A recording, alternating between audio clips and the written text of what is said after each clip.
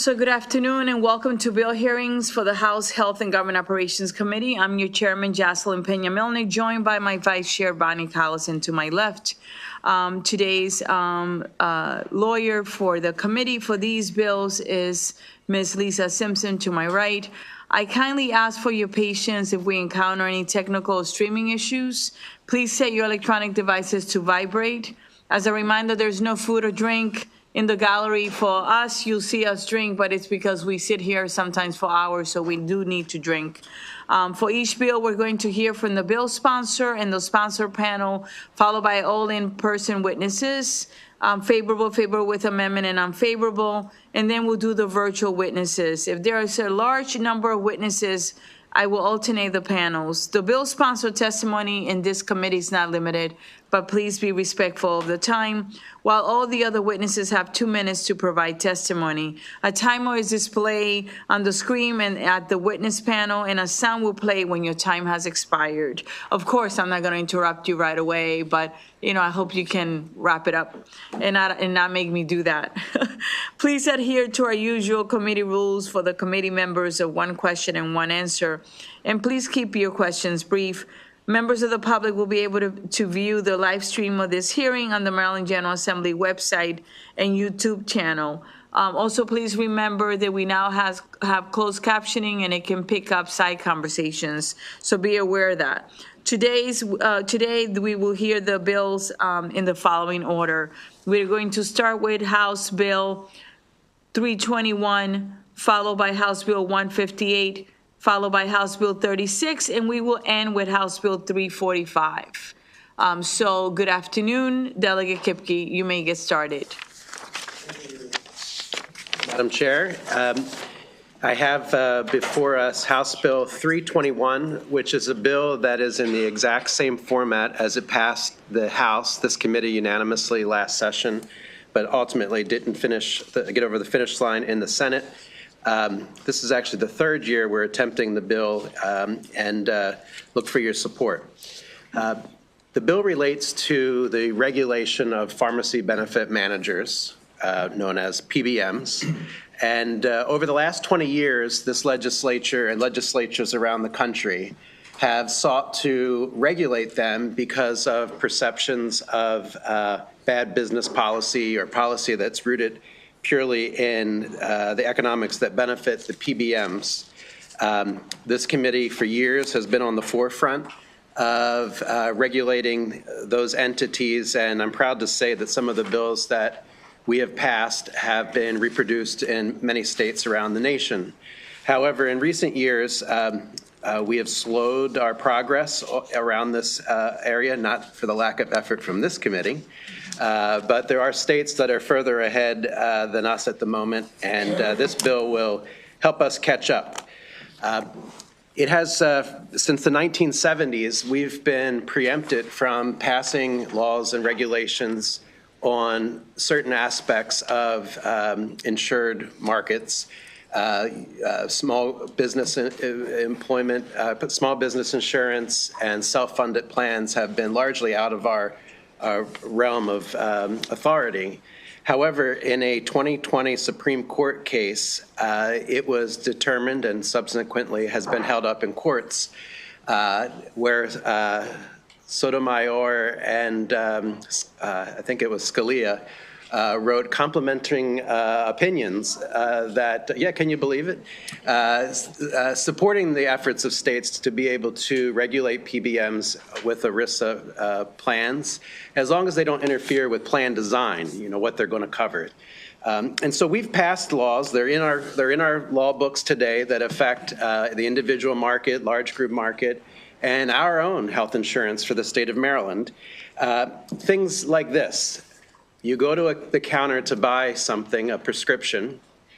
It's currently illegal, or it's currently in the contract for some ERISA plans that the pharmacist can't tell the patient, if you don't run it through your PBM and you pay cash, it'll save you $16. We passed a law that said the pharmacist has the right to tell the patient that, to save the consumer money. Unfortunately, as the law is currently written in our books, that doesn't extend to ERISA exempted plans, and they can still do that, and many do. The Supreme Court says that doesn't interfere with plan design. You can advance that protection for consumers. And there's a list of 6 or 7 other things that are in the law currently that this bill will expand to the ERISA plans. For those of you who have been here in the past, you will remember the stories of pharmacists coming in talking about their audits, where they're not looking for what any reasonable person would think is reasonable. They come and ask on a Saturday afternoon asking for 10,000 sheets of paper, and instead of just a reasonable audit. So we created fair, negotiated guidelines between the PBMs and the pharmacists and the organizations that represent pharmacists. We negotiated guidelines that everybody could live with. And they currently are the law for individual group, large group, and obviously, in effect, the state of Maryland participates as well.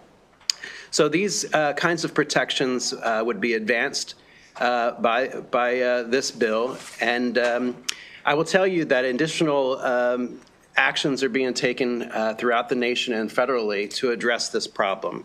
And so this is one small but meaningful step that I think that is important to pharmacists for this one primary reason. When a pharmacy has an issue that they want to report to the MIA for perceived wrong from the PBM, they throw up their hands and give up, because all of the protections that we have, if they don't affect all the different plans, one out of every, 20% of plans are what we can regulate. So this will make it will put more teeth in our laws. It will give the MIA, who already has the authority to take action, it'll expand their authority to the full blanket of products that are available in the state, and it will give the motivation to the pharmacist to file that complaint with the MIA and to help hold these PBMs accountable. And lastly, I'll just direct you to the letter of information from the MIA. They have reviewed this legislation for legal basis. They did so as well last year. We had to make one minor change. The bill before you meets the legal standard, despite what some very crafty lawyers might say a little later. And I encourage the committee to consider this favorably. Thank you, Madam Chairman. Work on this. I know you are trying year after year, so I'm hoping that this is the year, right? Since we have done it twice already, I believe, as well. Who's next? And you notice I usually do not say what is going to happen with the bill. But this is something that we have done twice, and it's really the right thing to do. Go ahead. You did not hear that from me. Go ahead. Thank you, Madam Chair. Michael Patty here today on behalf of the Independent Pharmacies of Maryland in support of House Bill 321. And we just want to continue to thank Delegate Kipke for introducing this bill and remind everybody on the committee that if you remember here last session, you signed on as a co-sponsor during the voting session. So you already had your names attached to this bill previously, and we hope to see your names on the line again this year. I also want to thank the MIA and the Attorney General's office for both submitting written comments in support of this, or at least that it's technically sufficient and should proceed. I just want to talk about two things very briefly, things that this committee hasn't quite talked about in the past, but have been going on for quite a while. We hear about pharmacies closing, and they are, and I'm sure I'll have some colleagues talk about the closings, but we also don't focus about the workforce inside the pharmacy today and how that workforce is shrinking. You could have a small independent pharmacy that'll employ a pharmacist, a pharmacy tech, and a store clerk. Today, it's just going to be the owner. That's where the industry has led us, to just these owner-operated stores with reduced hours, reduced days. So as you consider voting on this bill down the line favorably again, and with these provisions, we hope you think of those stressed-out small business owners as they continue to, try to keep their lights on and the doors open. The other thing I want to highlight is, as Delegate Kipke said, PBMs in the current insurance market have to comply. I know as you're scrolling through the written testimony that you received today, there were a number of organizations that were worried about rates and what might happen to rates if these new laws applied to PBMs that work for them. This committee reviews rates by the MIA in the individual and small group market. The markets where PBMs already have to comply, you see these rates, and you've seen that over the past couple of years, those rates have held steady, even with these laws going into effect and PBMs being required to follow them. So, please consider that as you read through all that testimony. And the last thing I'll say, very quickly is, this issue isn't unique to Maryland. Maryland's my favorite state. Maryland's the most important state. Other states have done this, though. States like New York and all around the country. So when you see those organizations and what they submitted in their letters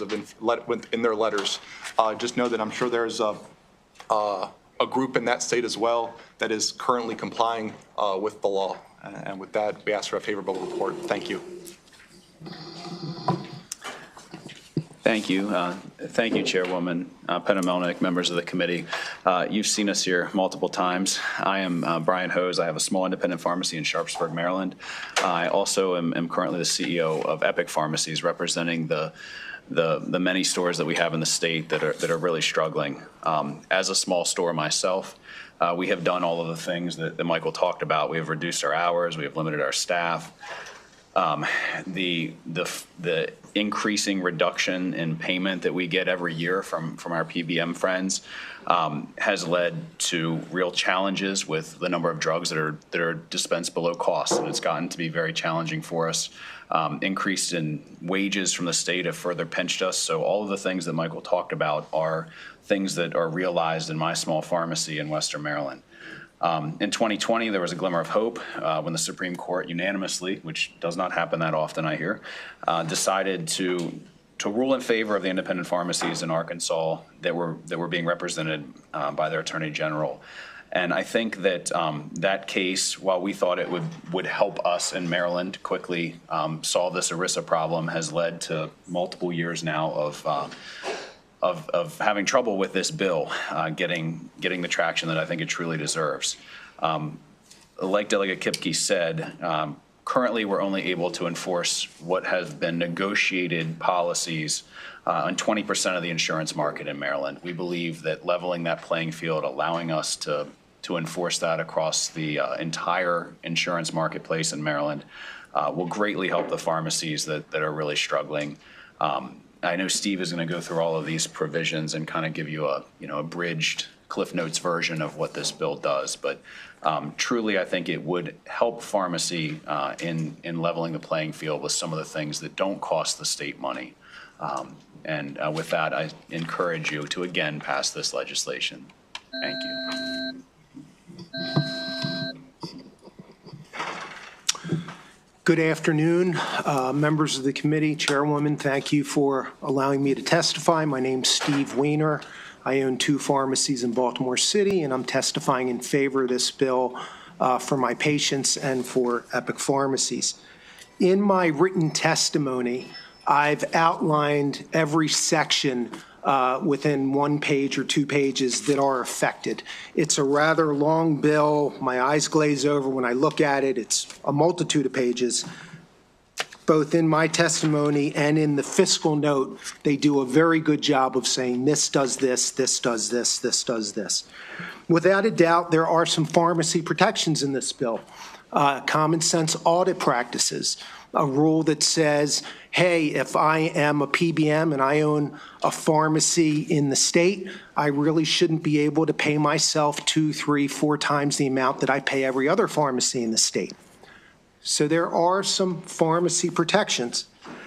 There's one section that I don't think the Chamber of Commerce or whoever is testifying against this bill has read, and that's 15, 16, 22, 23, 24. Whole sections on if I am a PBM and I get a kickback, rebate from a drug manufacturer, I need to disclose it to the payer. This is how much I'm getting back. Should I get 90% of that rebate? We have protections in the law for the employers, for the local counties. This is what they're getting. Are you getting a fair shake? And right now, they're not seeing that in these ERISA plans. Now, the other reason this bill is important, my health insurance agent sends me a document and says, you need to sign this ERISA compliance document because your health insurance plan is an ERISA plan. I employ 18 people. Am I self-insured? Should my plan not qualify? When we make complaints to the MIA, the other side says everything is ERISA. MIA, either intentionally or unintentionally, says we can't touch it. We need this to clean that up, to make the bills that this committee and this legislature passed to make it enforceable. Thank you. I urge a favorable opinion. Good afternoon, Madam Chair, Madam Vice Chair, honorable members of the Health and Government Operations Committee. For the record, Kaylee Locklear here on behalf of the Maryland Chain Drug Store Association. So first, let me start by thanking you all for unanimously passing this legislation twice before. But we come to you year over year because the current pharmacy business model does not work. And pharmacies, as an example, and this was brought up earlier, on the mass chain side, from 2023 to 2024 in this state, you had 37 closures alone. And you're about to see a lot more. Below cost reimbursement, that's another bill that we're going to get to this session, and punitive PBM fees, clawbacks, take it or leave it contracts, and opaque steering and payer practices are the reasons that pharmacies are going down in every community in this state. And the legislation, like what you have before you, will make a difference. We met earlier with the chair and the vice chair. We want to point the committee additionally to an area in the bill that we think that we can go further in light of an FTC study that just came out that is highly damning and proves the points that we have said to you year over year and over again. The FTC key findings unequivocally prove outrageous profits that are based on markup and steering that makes PBMs billions of dollars. And I would just like to directly quote and read from you two of these key findings. The big three PBMs marked up numerous specialty generic drugs dispensed at their affiliated pharmacies by thousands of percent, and many others by hundreds of percent. There's many of these findings, but there's one more I need to get on the record. The big three PBMs affiliated pharmacies generated over $7.3 billion of dispensing revenue in excess of NADAC on specialty generic drugs over this study period. I did send you this via email, Lisa, Chair, Madam Vice Chair, you have this. I'm glad to disseminate that to the committee, but we urge a favorable. Both committees, Absolutely. jurisdictions. I'm glad to. Thank you. Thank you. All right, so we have one more person on your panel.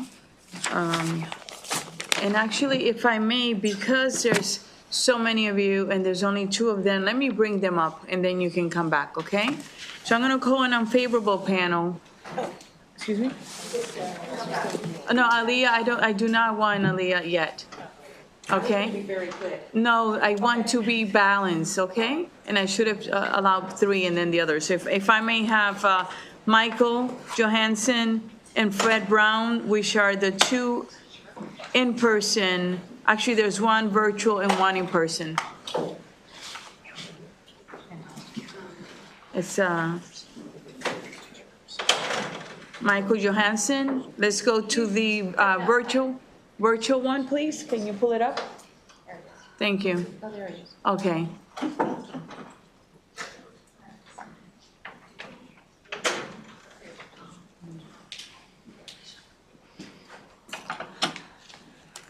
I'm trying to alternate because there are two of you and five of them, so. Thank you, Madam Want to get your Chair. testimony. Good afternoon, committee. I'm Mike Johansson on behalf of the Pharmaceutical Care Management Association, the Association for the PBM Industry. We do oppose the legislation as we have in the past. You know, the legal issues are still very clear. Federal law does tell states they cannot enforce against ERISA plans anything that affects plan administration.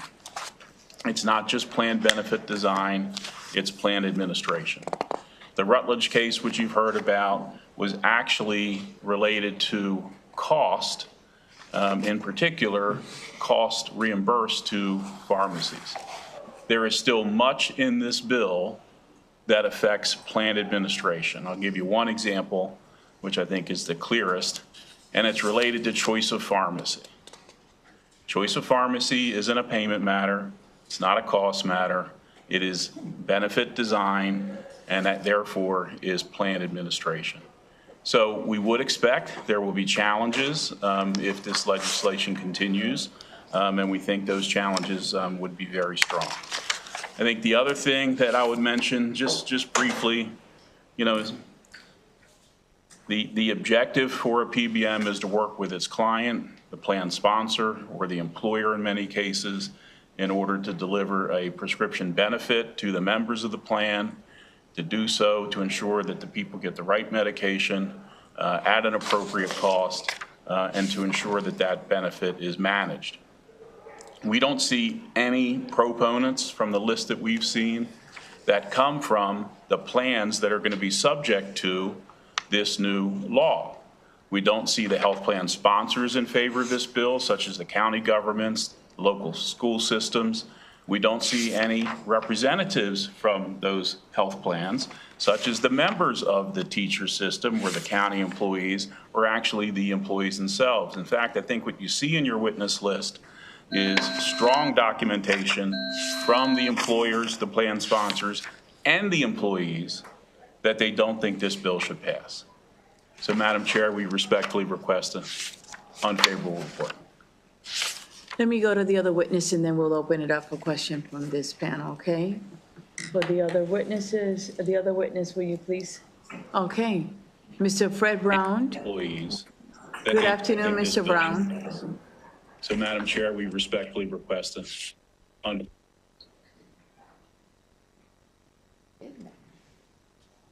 We'll try to get him back.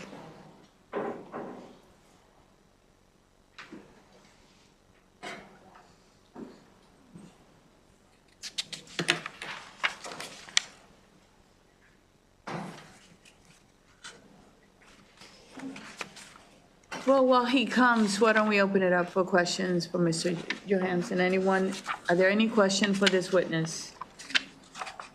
Vice Chair Collison. Thank you, Madam Chair. Mike, thanks for being the sacrificial lamb today. We've heard that this kind of legislation has been enacted in other states. What has been the impact on the other states in where they have implemented it? Well, I think it depends on how you look and whether it's been enforced in certain ways, right? So if you pass something that says you can't have a certain choice of pharmacy related to a pharmacy directed to a pharmacy owned by the PBM, I'm not so sure that any insurance administration where it has passed has actually tried to limit that. And I'm not sure that the health plan sponsor has honestly changed this plan. I think that's kind of where this theory that we're going to change behavior, you got a lot of health plan sponsors that simply aren't aware of the impacts of this. They probably still believe, as they do for everything else in their plan, that they're not subject to state regulation. The whole purpose of these national plans in particular is that they follow one law, which is the federal government law. And if you have a plan from a corporation in Virginia that has some Maryland employees and may therefore potentially be subject to this Maryland law, I'm not so sure they're going to change their national plan because Maryland passes this provision. So if I can get specific examples, I will, because I think as a follow-up, I think that is important. But I think it's hard to measure it when you're talking about a prospective change in a document. Yeah, that would be helpful if you could get some data from other places, I think, because right now I'm hearing you say, we don't know because it's not enforced. Am I hearing you right? Well, but also when you're making plan changes, you're making multiple changes, insurance prices are going up. So if you limit, for example, whether or not you are required to use a mail order that actually is owned by the PBM, right? We'd have to try and get a specific example to see what the cost change would be. Okay, thank you. Delegate Kipke, followed by Johnson. Thank you, Madam Chairman. The question I have is sort of in the reverse. Your client members currently participate in the individual market, the large group, certainly the state plan. Are they not complying with the law? No. So for example, the state plan specifically is subject to the provisions of the law, and that RFP and that contract ensures compliance. I think the same thing would be said already with the small group market, which is an insured product. The small group market is not a self-insured product. So they already comply with the law in those markets. Correct. Well, why wouldn't they comply with the law? It seems, what I think I heard you say is they may not be aware of the law and in other states and therefore, but aren't they in all the markets? Are they not sophisticated enough to satisfy the requirements of the law? Yeah, I'd have to get, I honestly should get specific information from the companies. The trade association obviously doesn't have, we're not bidding on the things ourselves. Sure. So it's best if I try and get something specific for you. Thank you, Yes, sir. Madam Chair. Delegate Johnson. Thank you, Madam Chair. Mike, you stated that if this passed, it would surely be challenged.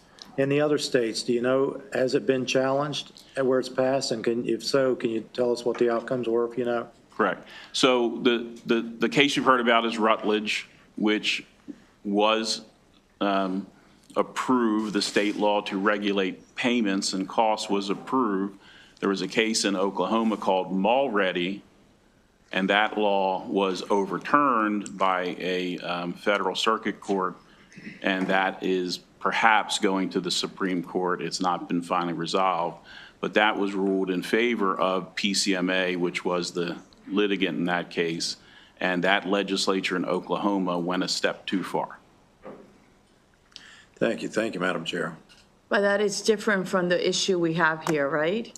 Because the Oklahoma one is not, that law is not identical to the one that we are proposing here. It is not identical, but the types of issues that the Oklahoma federal court found was wrong are things like plan administration, such as choice of pharmacy. Right, but this is drafted differently.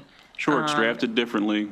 And but- the Rutledge decision actually stated that the MIA, should we pass this legislation, the MIA will not be preempted from enforcement of those laws as well. So the bottom line here is that it would just go to court, right? Up or down.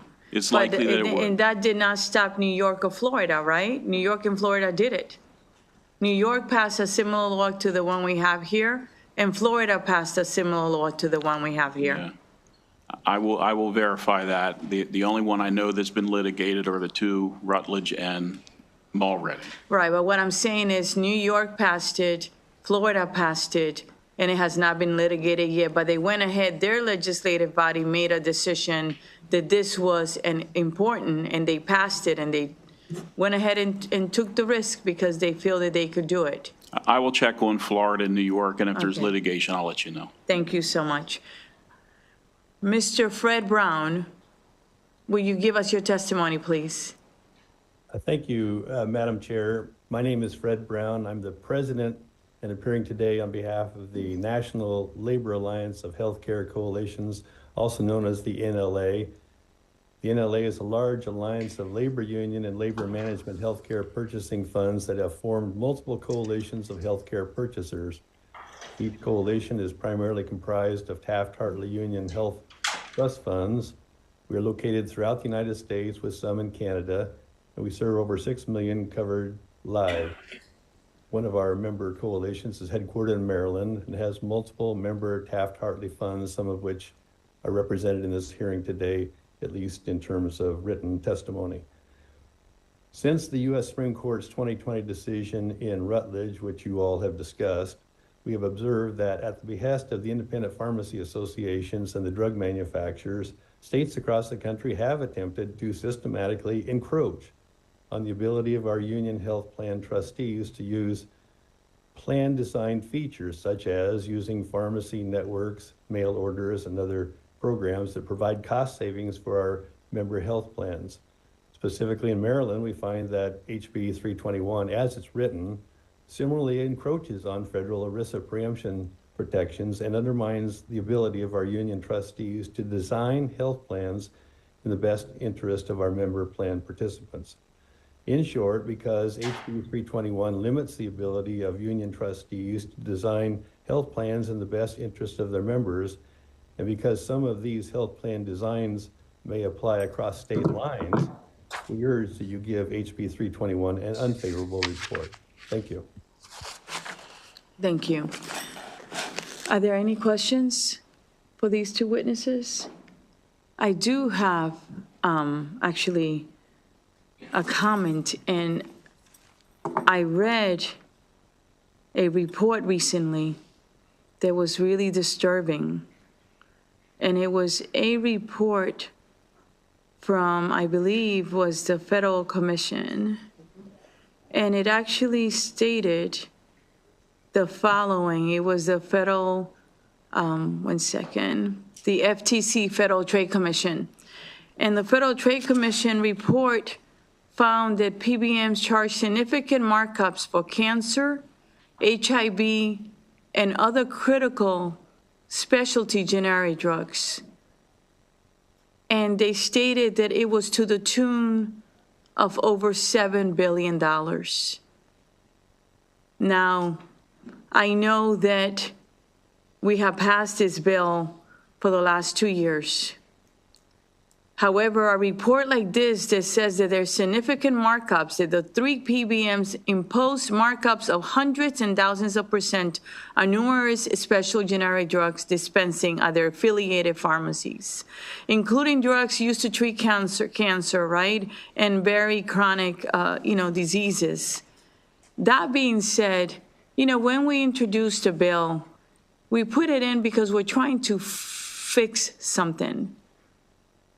So many of these specialty pharmacies that are in communities that people know them, that trust them, right? That they have access, are struggling. If you do not like the way it is drafted, can you sit down with the sponsor and try to find a way that can be done? And can you guys be reasonable? Because $7 billion profit is a lot of money when people are struggling to pay their drugs every single month. Every single month, people struggle between buying their food or buying their medication. It is the reason why this body passed the Prescription Drug Affordability Board. It is the reason why the states are taking it on their own and taking a risk and doing what they can because the federal government is not going to act. So will you be so kind and sit down with the sponsor and try to find a way that you can live with it, but that you can at least agree that there is a problem here? Madam Chair, you're absolutely correct with respect to the cost of prescription drugs, which is actually the aim of what our clients do. In this bill in particular, the fiscal note is clear. There isn't anything that saves any money on prescription drugs as a result of this bill passing. In fact, it's likely or probable that there will be cost increases. With respect to the FTC report, I appreciate you raising that.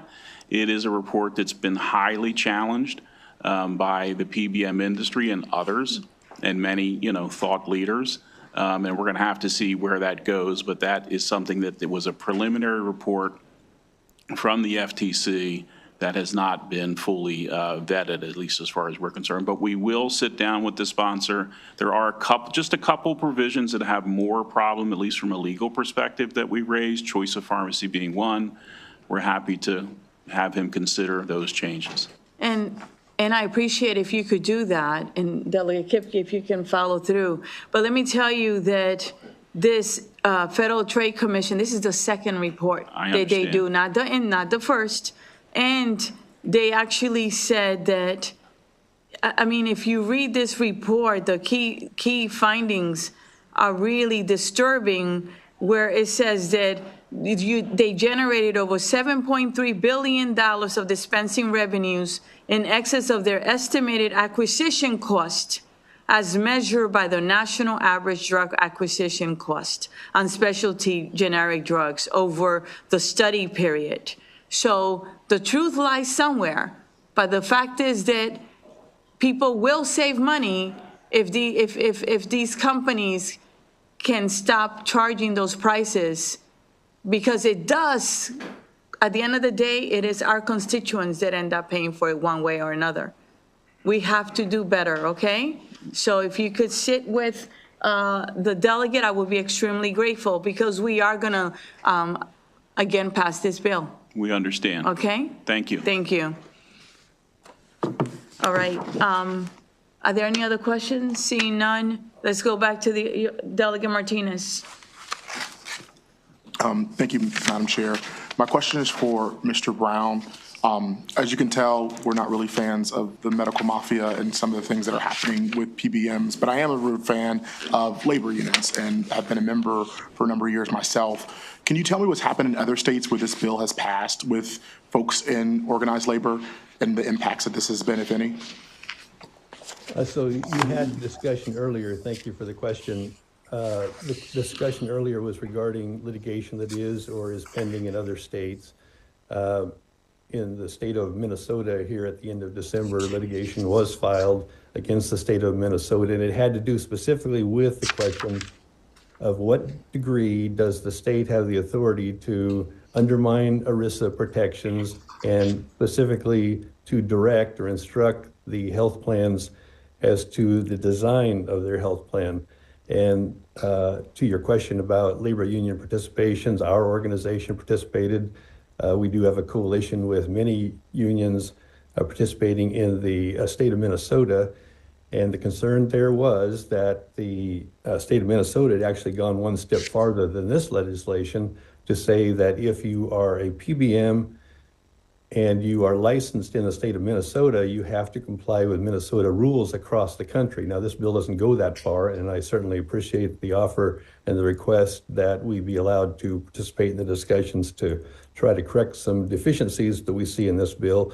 But as it's currently written, we see here that there is components of the bill that undermine the ERISA preemption, because they do give instruction and direction as to how to design the health benefit plan and how it's to be implemented with regard to the union health benefit trust. Thank you. I really do hope that you have an opportunity to work with the bill sponsor on making improvements to make sure that we're not impacting organized labor. Thank you. Thank you so much. Thank you. I don't see any other question, and thank you for being patient as you take these questions and the comments. You could feel in the frustration, right? That there is a problem. How do we get to a solution? And we want you to be a partner, right? And help us get there. We right? appreciate it, and I think we all actually are trying to get to a better place where the right drugs at the right price are getting to the folks that need it. Thank Okay? you. Thank you. Thank you. Thank you, Madam Chair. You're welcome. Thank you for being with us today. May I please go back to the favorable panel? Aaliyah Horton, will you please come up?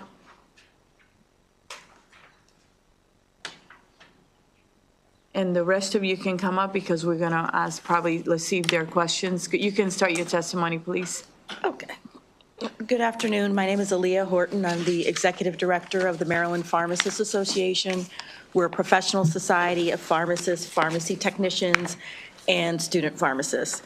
And as you know, our community has come to you over many years to ensure reasonable payment for and, excuse me, and protection of pharmacists and pharmacies. And this bill is one facet of the many efforts that we've had. The reforms that have taken place over the last 10 years were really hard fought. And you know, you've been in these long hearings when we've gone through each one.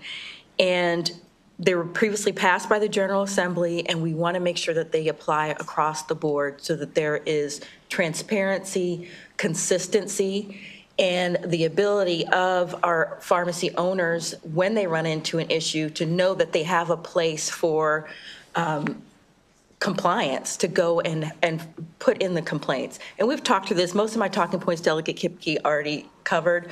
But I do want to mention one thing. We talked about the closing of pharmacies. There's been a 2% net decrease in pharmacies in Maryland over the last 2 years. And I think Kaylee mentioned that 37 have closed, and that's about what another net 2% would be. And I just want to remind everyone, when we talk about the pharmacy closures and the challenges that we're having, the patients aren't going anywhere. There are more patients that need access to pharmacies and to medication, but we're continuing to shrink those access points. And the previous panelists really talked about reduced costs and the challenges there. When we've looked to approach this issue, as I mentioned, we've gone from different perspectives. One of the things that we found is that when there are pharmacist interventions, there's a 5-to-1 return on investment. And if we're not able to get these PBM reforms across the board, ensure that pharmacists are paid for their dispensing and for their services, for the acquisition cost of drugs, it just reduces that opportunity to actually save costs, to ensure medication adherence, reduce visits to emergency rooms. So this is one piece of a very holistic approach, and I do urge a favorable report. And I've submitted written testimony for the record. Thank you. Are there any questions for this panel? Okay, I do have a question regarding the New York law and Florida law. Do you know when those were passed? Does anyone know? I don't have on the panel? We can pull that date. We'll get back to you. Okay. If you could get that to the committee, that would be great. And if you can call those jurisdictions and check and see if they have had any challenges. It's on my list. I will do that. And give us an update how it's working. That would be great. Delegate Kipke. Just a quick question that I already know the answer to. But it was, in the opposition to the bill, it was brought up a lawsuit that didn't go our way. There was another lawsuit from PCMA as it relates to, I think it was North Dakota, which is more similarly aligned with what we're doing here. Are you aware of the outcome of that case? It was in the 8th Circuit Court.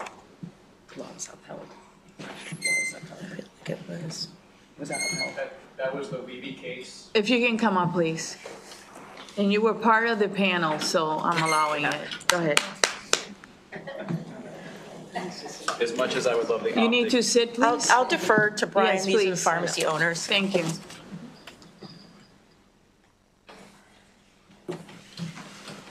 As much as I would like the optic of sitting on Steve's knee as I answer that question. I appreciate that, Aaliyah, thank you. That case was between PCMA and Weeby, and it was very similar in regulating PBMs within that state.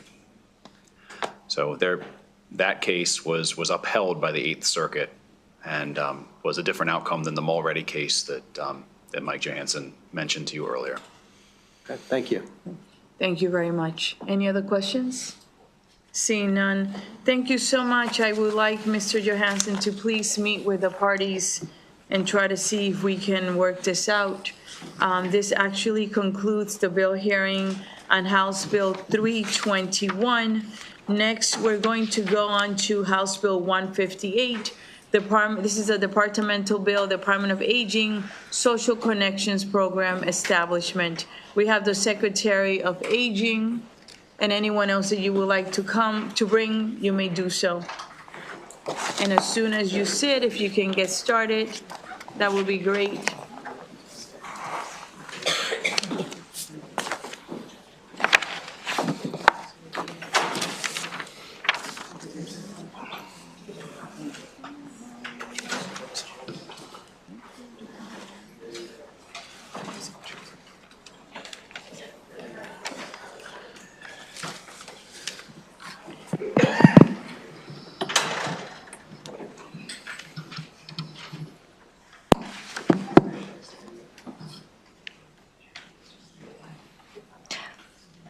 Good afternoon again, committee.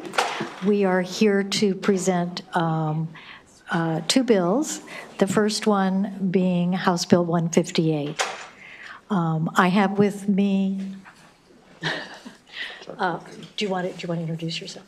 Chuck Cook, Chief Legislative Officer for DHCD. David Bahar, Director of Telecommunications.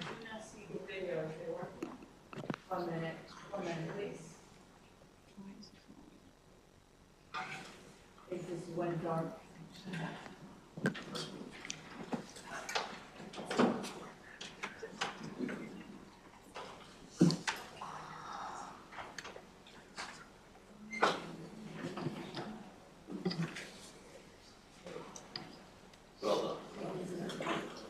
All right, I apologize. Things do happen. I did warn you. Go ahead. So I'm Carmel Roque, Secretary of Aging, and we are here to testify on, would you tell them what your title is, Chuck? Chief Legislative Officer for Department of Housing and Community Development. Right. And do you want to introduce yourself? Good afternoon. David Bahar, Director of Telecommunications Access of Maryland. And John? Good afternoon, John Brennan, Assistant Secretary of Operations for the Maryland Department of Disabilities. Okay, that's a relief because I always get everybody's title wrong. So we are here because we are wanting to talk about a program called Senior Call Check. And we are wishing to expand this program to be called Social Connections Program. And I'll tell you a little bit about what those changes mean. Currently, this program was established in 2017 in the Department on Aging. And currently, the Senior Call Check Service provides a free daily telephone call at a regularly scheduled time. It is in an automated form, so it's a robocall. And it is serves people who are over the age of 65. And the idea reflected in the statute is that it serves as a daily safety check. So the original idea for this was that an individual living at home may need to have someone check on them in case they have a fall or are having a health crisis. And if they don't answer the robocall after several tries, it goes to the person they've designated to be called. And also, there can be emergency response. So this program currently serves approximately 2,000 adults in Maryland. And it is a small program right now, and we think that it has room to grow, and we believe that the changes in the bill will let that happen. One of the main things that we want to do is expand the ways we can communicate with people. So when we did stakeholder engagement, and we were looking at why isn't this program growing? How come people aren't enrolling in it? What we learned was that many people preferred not to receive a robocall. But if they were going to participate in the program, they would be interested in Zoom, they would be interested in a live human being calling them, they would accept text messages, email, Gmail, whatever. And we also realized that the folks in the deaf and hard of hearing community and anyone who had any problem answering a phone or using a phone really couldn't participate in this program. So making these changes would allow an opportunity to expand the service from what we have now to these broader ways of reaching people. And we also believe it'll address something that is very critical and is related to health and wellness and safety for some older people. And that is, many people are in a situation where they are socially isolated. They are living alone. Right now, of the over 1 million older people living in Maryland, about 10% live alone. And so we know that not all of them are socially isolated, but the ones that are would benefit from some kind of regular contact. The new program name we're proposing is Social Connections. And the reason for that is to get away from the idea that it is a call and that it's checking on people and really broaden the what this program is for, and to be more respectful of older people who may not be wanting to be perceived as in need of someone calling and checking up on them. The communications expansions we propose as well as the integration with the Telecommunications Access Maryland will also make the Social Connection program even more accessible for older adults as well as the deaf and hard of hearing community. And we know that it will help with the fact that there are people who really prefer something other than a traditional call. Since being appointed secretary, I've engaged with Secretary Beatty of Disabilities and her fabulous team, and we've been working together on ways that we could expand this program.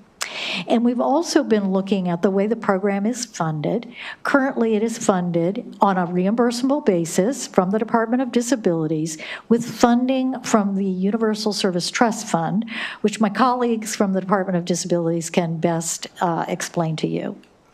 With respect to the changes to the USTF funding for the Social Connection program going forward, included in our written testimony, is an amendment that we are working on, which would be related to the existing 5-cent per month cap on the Social Connection program going forward from the Universal Trust Fund. So we, in closing, respectfully urge a favorable with amendments on House Bill 158.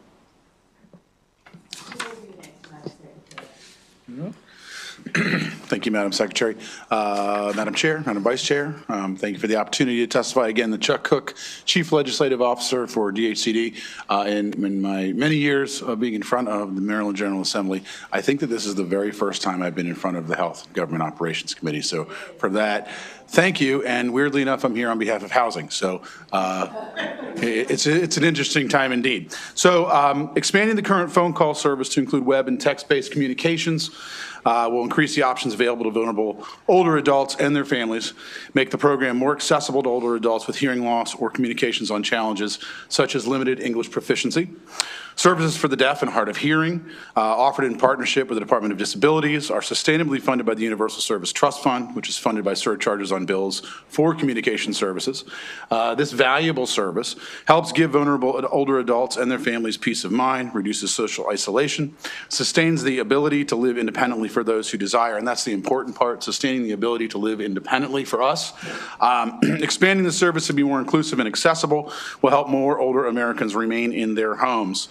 So for, yes, ma'am. Am I going too fast? Okay. All right. Okay. I'll bring it down, Okay. Madam Chair. Sorry. Pump the brakes a little bit on my speed there. For older adults with fixed incomes and other issues associated with aging, in-home support services such as this one provide crucial help in remaining housed and able to live independently. DHCD supports all programs and resources that provide greater independence for older adults to age in place, and we view the changes in this bill as an expansion of that effort holistically in everything that we're doing in housing. That's why it's important to us and why I'm at the table today. The Department of Aging is offering their own clarifying amendments to this bill, and the Maryland Department of Housing and Community Development respectfully requests a favorable report with MDOA's amendments on House Bill 158, and I apologize again.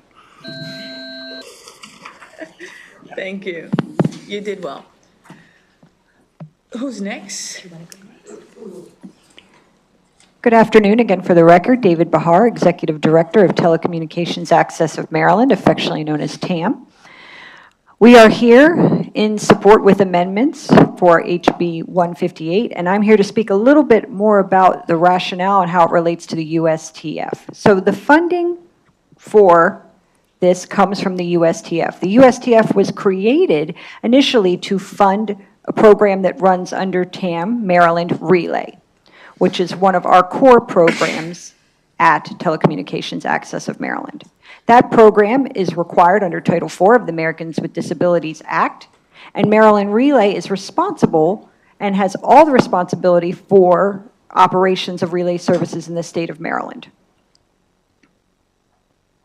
And, you know, for all of the constituents in the state of Maryland who require that program, it is required by law. The USTF, for that reason, was initially established and is under the control of the Secretary of the department under which TAM is housed. Now, there is a flexible mechanism where any necessary amount for operating costs for the particular program for the next fiscal year, which fluctuates, as you can imagine, can be determined. If Maryland Relay does not have sufficient funds to cover its operating expenses, we could fall out of compliance with federal requirements to provide 365-day 24-hour-a-day services in the form of Maryland Relay. For that reason, we are in strong support of the clarifying amendment, removing the cap on the program, that 5-cent cap, which is not in existence for any of the other programs that fall under and receive funding from the USTF. We are in full support of the amendment, again, and we believe it will bring important programs to more people who are struggling with the ability to access standardized telephonic communication services. Thank you. Good afternoon, Madam Chair, Vice Chair, and honorable members of the Health and Government Operations Committee. For the record, I am John Brennan, Assistant Secretary of Operations of the Maryland Department of Disabilities. I'm here along with my colleague, Mr. Bahar, to offer our support of House Bill 158 with amendments. MDOD is required by law to, 1, administer the USTF, and 2, work with the Public Service Commission to set a surcharge that ensures all 5 programs under the USTF are sufficiently funded. By design, the surcharge amount can be adjusted to ensure that USTF programs are funded without generating an excessive surplus. By law, the surcharge amount can go as high as 18 cents. Beginning in FY26, the rate will be set at 9 cents in order to sufficiently fund all programs. From 2017 through 24, the surcharge that funds the USTF has been set at 5 cents. The law creating the SEC in 2017 stated that the program could use up to 5 cents of the surcharge, thus creating the unfortunate possibility that one program could utilize 100% of the annual revenue of the USTF necessary to support Maryland Relay and all other dedicated programs under the fund. The amendment under HB 158 fixes that. It does not change the fact that under law, the USTF is the dedicated funding source for the SEC. Our written testimony lays out what the amended portion would look like. The law under Section 7-806A will still provide that social connections, quote, shall be funded at an amount that is equal to the cost the Department of Aging is expected to incur for the upcoming fiscal year to provide services to administer the program. We are asking to remove the next line, which caps the SEC funding at 5 cents per account, eliminating the possibility that any program under the USTF could be underfunded. That concludes my testimony. Thank you for your time. We urge the committee for a favorable support of this amendment. We're happy to answer any questions you might have.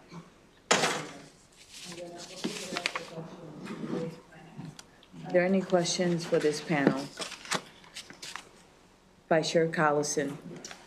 Thank you, Madam Chair. Madam Secretary, if this program is, if it's enacted the way that you're describing it, it would give people options about how to be contacted regarding methodology, timing, different kinds of responses. Would you expect 2,000?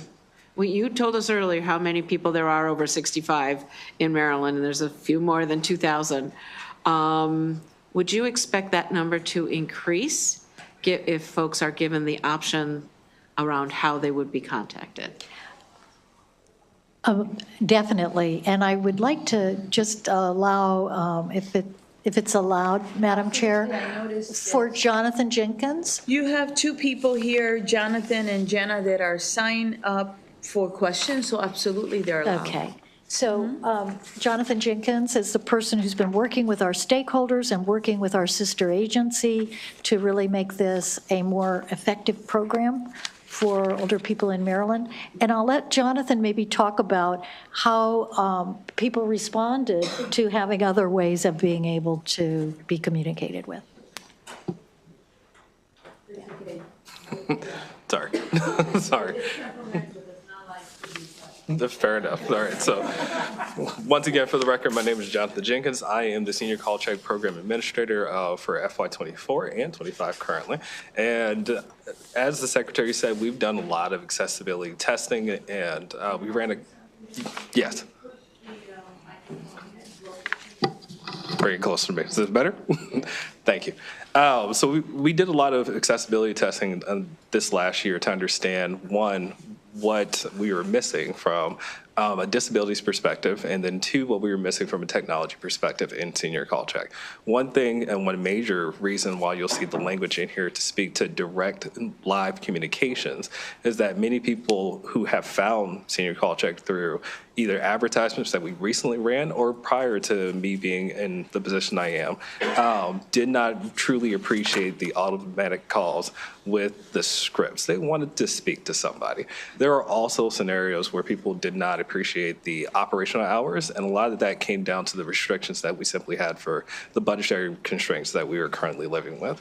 That's not truly addressed here, but the systematic intent now is to move away from just a standard contractor and work with various organizations. We have language that says nonprofits, village networks, and various others that may have ideas that can increase social or decrease social isolation and increase the means of communications for people who are looking to just speak to somebody.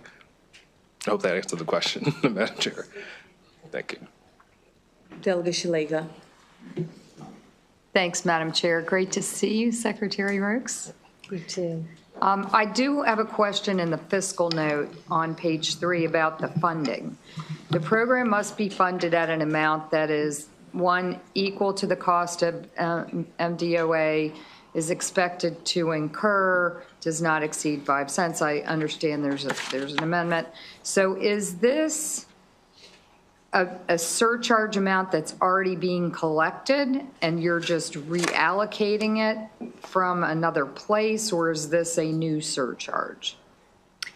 I am going to let my colleague over here, John Brennan, answer that because he's the expert on all things related to TAM and the funding.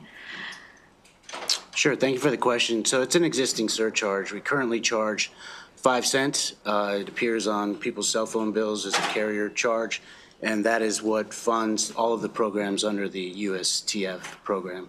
This would not be anything in this bill, or even the amendment does not represent an additional surcharge. You said something about raising it, though? Correct. So, we did. So part of the responsibility for the Department of Disabilities is to work with the Public Service Commission to set the rate at a level that is necessary to fund the program. In FY26 or July 2025, that is going to increase from 5 cents to 9 cents, not as a result of this program. It's a result of existing expenditures for all the programs under the USTF, and the fact that we have spent down the surplus that was in the program. So we set the rate at a level that is prevents us from building too much of a surplus, but also supports the programs. Thank you. So just so I understand it, this is an existing program that has a 5 cent surcharge on everyone's cell phone bill. But in another piece of legislation, that's going to be raised to 9 cents. And then the money from that is coming back to this. So the increase in the rate does not require legislation. We do that through the recommendation through the Public Service Commission. Okay. They set the rate based upon our recommendations, which we use current actuals and then projected expenditures in years going forward. You're correct that this is not a new rate that is connected to this bill. The existing program currently at 5 cents will go to 9 cents, and it's going to support all of the existing programs under the USTF, which there are 5, based on the projected expenditures. Thank you. Delegate Hill. Thank you, Madam Chair, and thank you for the program and for looking to expand it. I just want to get some clarity. So the fiscal note, it says the budget for the current plan includes almost 420,000 for the senior call check, and presumably that money will roll over. My question is, what projections have you done that are telling you what this expanded program will cost, and where are those costs coming from? Live people? I mean, how are we knowing what it is you're looking, how much more, why do we know how much you think it's going to cost as you expand it, and where are those costs coming from? I'm going to let JJ answer that. Yes, thank you. It's a wonderful question. So currently, we projected based on the design of the program now. If we were to take the numbers of the individuals who are executing under the program, 5 cents is the per minute on the automated calls charge. $2.15 per live call as a current for any individual who's on the program. So with 2,000 people, we were able to essentially do the math of what it would take to pay for 5,000 people to exist in the program. That is the current budget of $420,000 that you referenced in this case.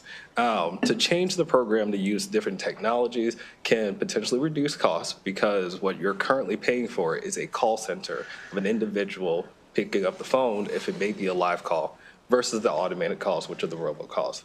The reason why the current cost pool is much lower in terms of what we're spending is primarily due to the fact that robocalls are the primary thing that we do.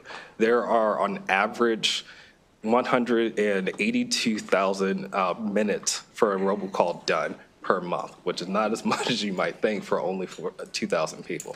However, if I did double those numbers by next year, I would only be spending that budget specifically on calls from the automated call to live call ratio. The intent of changing the program to allow for villages, for nonprofit organizations to get involved, allows us to be more creative with our budget, to interact with more people, one, to utilize services that wouldn't cost as much from telephonic services, and then three, bring more people to it because they'll enjoy it. So the projection was based, yes, on what we are currently doing and what we envision doing in the future. I hope that answers your question. It helped. Thank you. Okay, thank you. Any other questions for this panel? Seeing none, I want to thank you for your testimony today, and I want to thank the interpreters also for your service, and you're always welcome here. We're going to move on to the rest of the panelists, and we have Aaron Greenfield, Andrea Mansfield,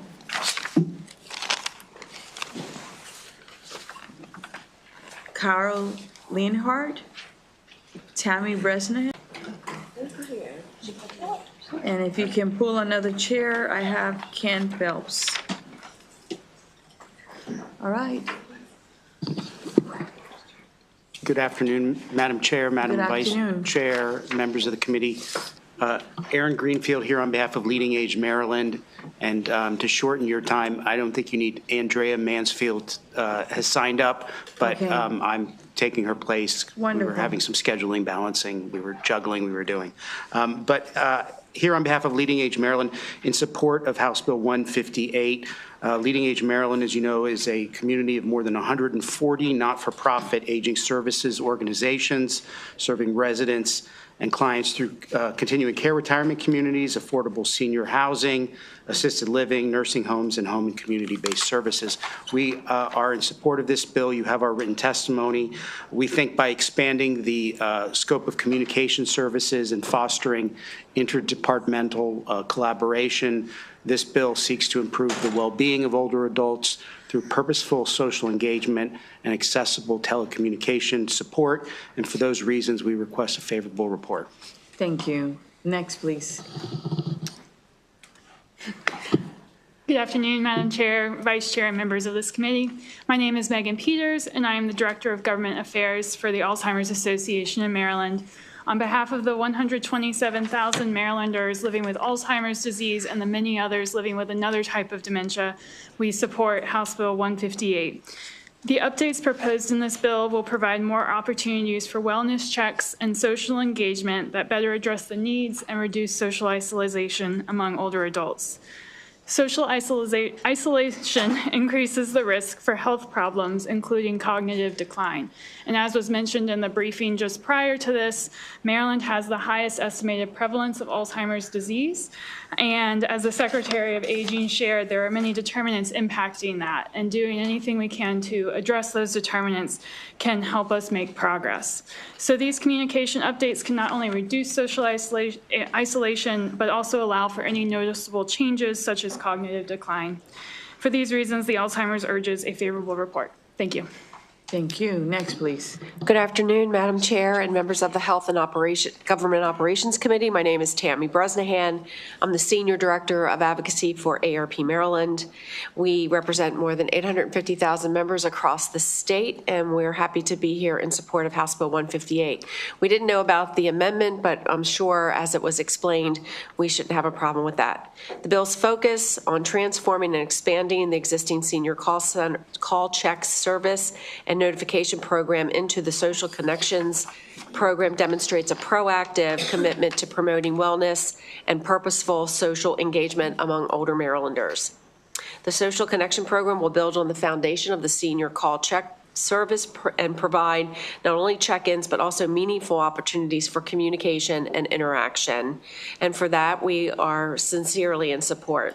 I commend the provision authorizing the integration of services between Social Connections program and the Telecommunications Access of Maryland. In conclusion, we urge the committee to issue a favorable report on House Bill 158. Thank you. Thank you. Next, please. Good afternoon. My name is Carol Leinhard, and I am the retired director of the Harford County Office on Aging, and I see several representatives from Harford County, so I'm happy to be here and see you. I am the past president of the Maryland Association of Area Agencies on Aging, and currently I serve as the co-chair of the Maryland Senior Citizens Action Network. And I'm here basically to just sort of add a me too to everybody's report here, but also to express how broad the support is here. I think one of the key elements is being able to expand beyond the robocall concept to a more humanized approach using volunteers. And over my years, over 40 in the field, I have been experienced in working with volunteers who do just this kind of thing.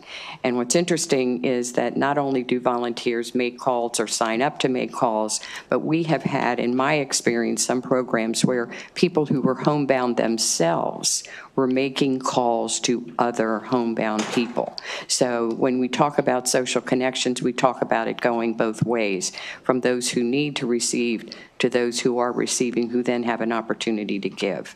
So I don't think I need to beat the drum here. I think that this sounds as though it's a wonderful piece of legislation, and we will appreciate a favorable report. Thank you so much. Thank you. May I ask Mr. Ken Phelps to come up, please? I believe that he's the last witness on this bill on the panel. You can stay there, the rest of you. We can open it up for questions.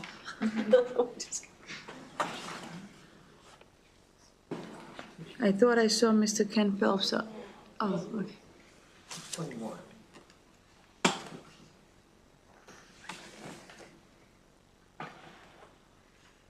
Madam Chair, Vice Chair, and members of the Health and Government Operations Committee, I am here as co-chair of the Maryland Episcopal Public Policy Network, and I am here to strongly support this bill. We believe that each person is a child of God. You've heard me say that before, and that each child of God deserves dignity and respect. It's well known and that loneliness is an epidemic. In fact, our Surgeon General has said that loneliness is an epidemic in our society. So this bill would be a step toward changing that for elderly people. The other leading cause of death for people over a certain age is loneliness. They've identified that connections are what help people to live longer and lead productive lives and more fruitful lives. So we strongly support this bill, and I appreciate you taking the time. Yeah, I know the Episcopal Diocese of Maryland signed up. Can you just give us your name for the record? Oh, I'm sorry. Yeah, Linda Boyd, B-O-Y-D. Thank you. Are there any questions for this panel? Seeing none, thank you so much for your advocacy. Oops, are you okay? Thank you so much for your advocacy. All right, it makes a difference. We appreciate it. Thank you. Have a blessed day. Thank you. So this actually concludes the bill hearing on House Bill 158. I want to thank all the witnesses and people that are still waiting for your patience. We are going to go on now to House Bill 36. House Bill 36 is a departmental bill, Department of Aging, Aging Services Program Repeal and Consolidation. Secretary of Aging, you are popular today. Yes, go ahead. We're having too much fun here, huh? Yes.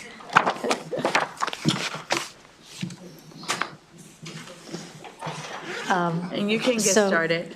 I will introduce myself again. I am Carmel Roque, Secretary of Aging, and I have with me a panel, and I'm going to let them introduce themselves and get their titles correct. Good afternoon, members of the committee. Camille Dobson from Advancing States.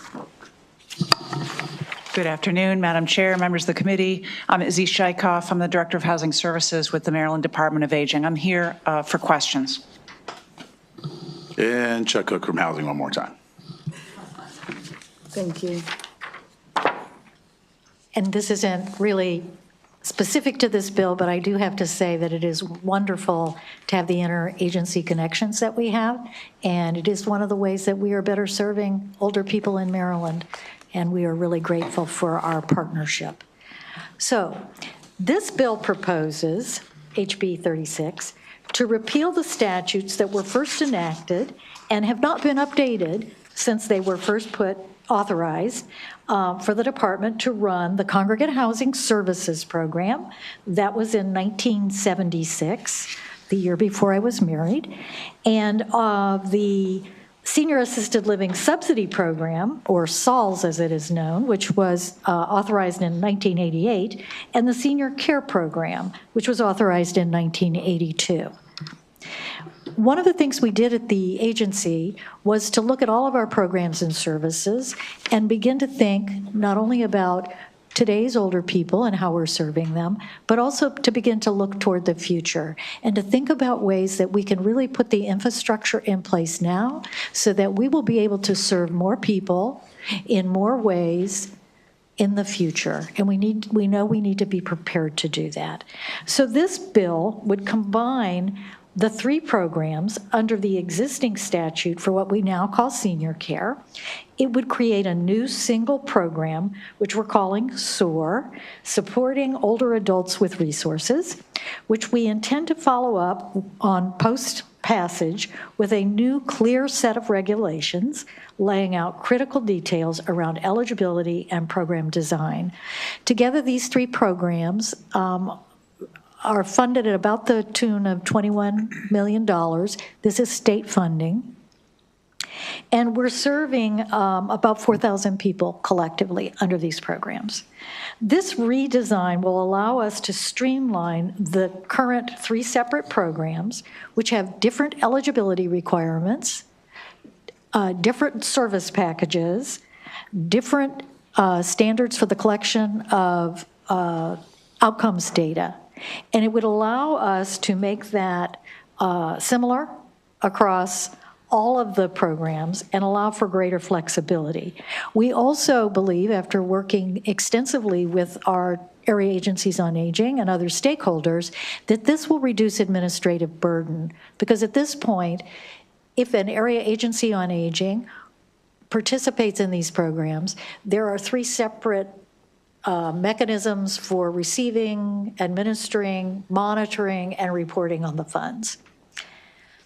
At its core, our goal is to serve more older Marylanders, not fewer older Marylanders, and to be able to do that more efficiently and effectively, and also equitably, because currently the programs for SALS and for Congregate, those funds can only be received if the person is in fact living in an assisted living or living in a congregate housing setting. And we have jurisdictions across our state in our 19 area agencies on aging where there is no assisted living and there is no congregate housing.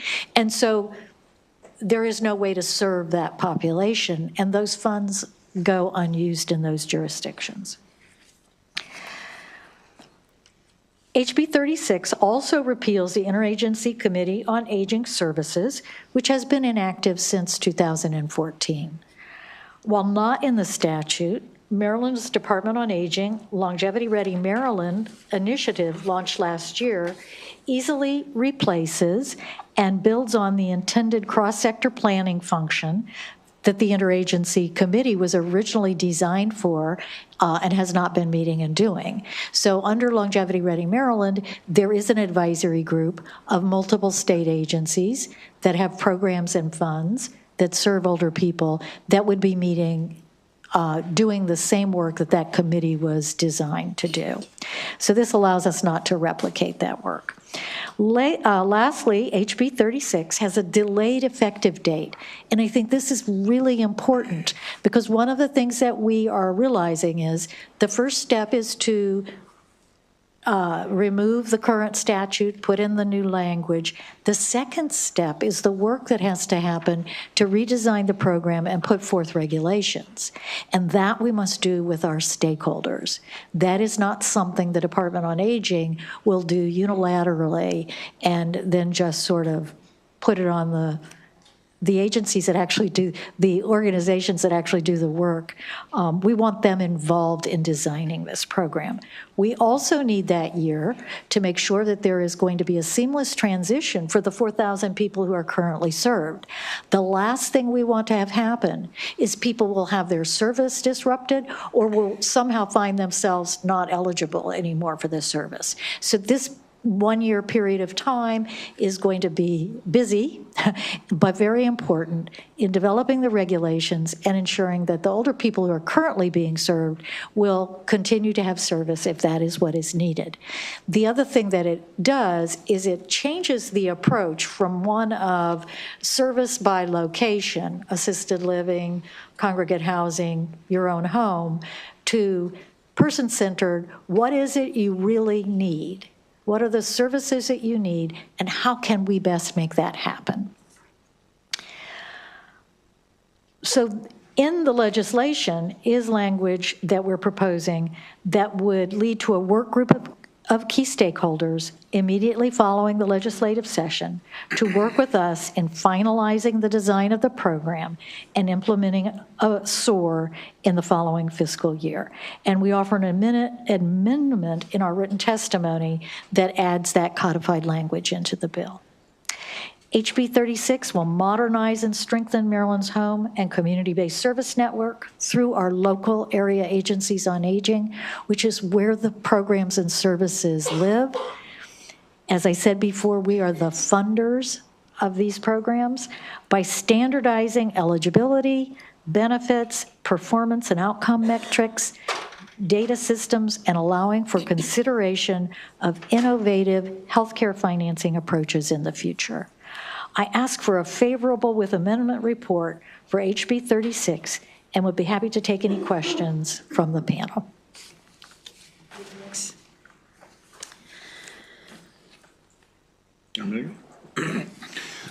Thank you, Madam Chair, Madam Vice Chair, members of the committee. Again, Chuck Cook, Chief Legislative Officer for DHCD, again here for housing and HGO. This is important, even more so than the last bill where we're talking about aging in place. The services that are provided here in this particular program, especially the senior assisted living subsidy, is something that's incredibly important to us. So older adults are a vulnerable population, face numerous challenges, especially when it comes to independent living. We're talking about people with fixed incomes. And so the rapidly rising costs of assisted living are far more than seniors can afford. And I will tell you from personal experience, as someone who has power of attorney for his mother right now, who is in Peregrine Assisted Living Facility in Salisbury, Maryland, I pay her bills on a monthly basis. I make sure that the long-term insurance is coming in to continue to pay for the assisted living. That this program, were she not to have those in place already, would be incredibly helpful in the situation. Were she to deplete all of that long-term health care or long-term insurance, this would come in very handy, right? So the consolidation of this, the finding the efficiencies in this program, it can't be said enough that this is just overall a great idea, especially to put in under the same roof with the congregate housing services in addition to that piece. So you've got the wraparound services all around.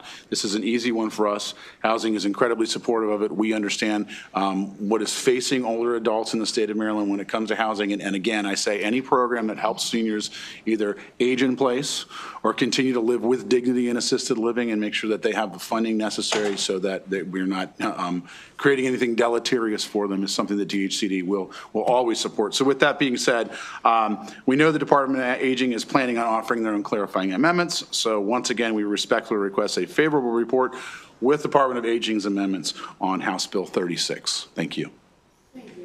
We do appreciate the collaboration. I think it's really important.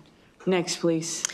Good afternoon, Madam Chair, members of the committee. My name is, again, Camille Dobson. I am the Deputy Executive Director of Advancing States. We are the National Membership Association for state aging and disability agencies like the Department of Aging in Maryland, also the Department of Health, that deliver home and community-based services to older adults and people with disabilities using both state and federal funds. As part of our mission, we provide policy support and technical assistance to those agencies as they try to maximize the effectiveness of the funds they have available. Under a foundation grant, competitive financial grant, we selected the Maryland Department of Aging for an 18-month technical assistance project in order to support them in using their program's funds in the most effective manner and address the growing demand for community-based services by older Marylanders. In our policy support and TA role, we encourage states to think upstream, to provide light touch home and community-based services to older adults before they decline functionally and impoverish themselves to qualify for Medicaid, where they are able to get more intensive and expensive services. A number of states have built a program like SOAR that have consistent eligibility criteria and service options that allow their AAAs to provide services in a person-centered way. Those states include West Virginia, Delaware, Kentucky, Indiana, Minnesota, Washington, and Oregon, among others. So Maryland is not a pioneer in this area, but are really coming to sort of a national approach that states take. We encouraged the Department of Aging, who is already on this path, to consolidate their 3 programs to most efficiently address older Marylanders' needs. And if the legislation passes, we'll be continuing to share best practices from other states to inform the program design work and the work group to design the new SOAR program. And I'm happy to answer any questions. Now from this to this panel. I'm going to start first with Delegate White-Holland. Go ahead. Okay, thank you, Madam Chair, and thank you all so much for being here and for the amazing work you do to ensure that our older adults are able to age in place and have all the services and resources they need to do so. Madam Secretary, always a pleasure to see you as well. And again, I just appreciate the joy and passion you bring into the space to really lead this department. One of the questions, and you've referenced this in your testimony, but could you expound upon some of the services that you referenced that are actually provided now? And if you could also share what will be provided in this new SOAR program. So can you share what currently is offered, those actual services, and then share a little bit more with us about what the SOAR program will entail?